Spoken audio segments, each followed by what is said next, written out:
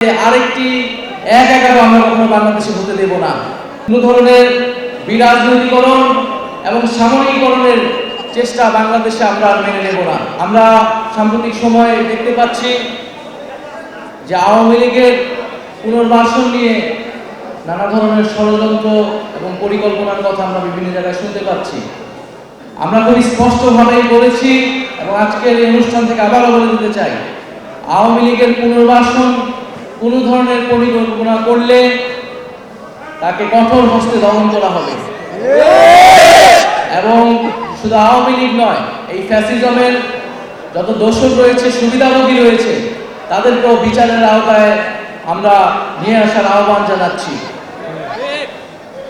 জুলাই গণঅভ্যুত্থানে আমরা কিন্তু কেবল আওয়ামী লীগকে বিদায় করি নাই, বরং আন্দোলনের সময়গুলোতে আমরা ৩ আগস্ট শহীদ মিনারে বলেছিলাম যে আওয়ামী লীগ এবং এই ফ্যাসিবাদী ১৫ বছরের যাত্রা শুরু হয়েছিল সেই ১-১১ বন্দোবস্ত থেকে।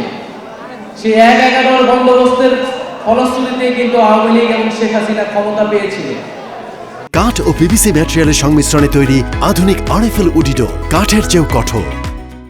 এবং আমরা বলেছিলাম যে আরেকটি ১-১১ আমরা কখনো বাংলাদেশে হতে দেব না।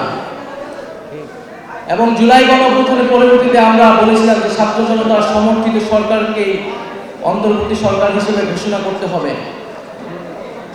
কোনো ধরনের বিরাজনৈতিকরণ এবং সামরিকীকরণের চেষ্টা বাংলাদেশে আমরা মেনে নেব না। বাংলাদেশে আমরা বিভিন্ন সময় দেখেছি রাজনৈতিক শূন্যতা থেকে সামরিক হস্তক্ষেপ হয়েছে এবং এর ফলাফল কখনোই গণতন্ত্রের জন্য ভালো হয়নি। ফলে আমরা মনে করি যে একটি গণ অভ্যুত্থান হয়েছে যেখানে জনগণ জেগে উঠেছে এবং জনগণ নিজের সিদ্ধান্ত, নিজের মালিকানা নিজে বুঝে নিতে চায়। ফলে জনগণের সেই মালিকানা, সেই অধিকার তাদেরকে ফিরিয়ে দিতে হবে এবং তার জন্যই গণ অভ্যুত্থান এবং তার জন্যই আগামী নতুন বাংলাদেশ। আমরা খুবই স্পষ্টভাবে বলেছি যে আমরা কোনো প্রতিষ্ঠানের বিরুদ্ধে নয়।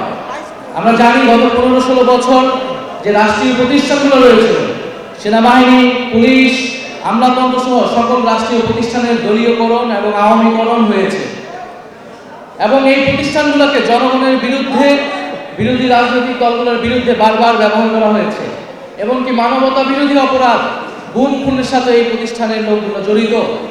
এবং আমরা দেখেছি জুলাই গণঅভ্যুত্থানে পুলিশকে কিভাবে ব্যবহার করা হয়েছে। আমরা তারপরেও বলছি যে আমরা এই প্রতিষ্ঠানগুলোর বিরুদ্ধে নয়, প্রতিষ্ঠানগুলোকে আমাদের পুনর্গঠন করতে হবে, দাঁড়া করাতে হবে, কিন্তু যারা এই জড়িত সেই জড়িতদের অবশ্যই শাস্তির আওতায় আনতে হবে। ফলে আমাদের এই প্রতিষ্ঠানগুলোর পক্ষে থাকতে হবে এবং জড়িত ব্যক্তিদের শাস্তির আওতায় আনতে হবে এবং এই প্রতিষ্ঠানগুলোর ভিতরে যদি আওয়ামী দোষরা থাকে, যারা আওয়ামী লীগকে পুনর্বাসনের চেষ্টা করতে হয়, তাদেরকে কঠোর বিচারের আওতায় আনতে হবে।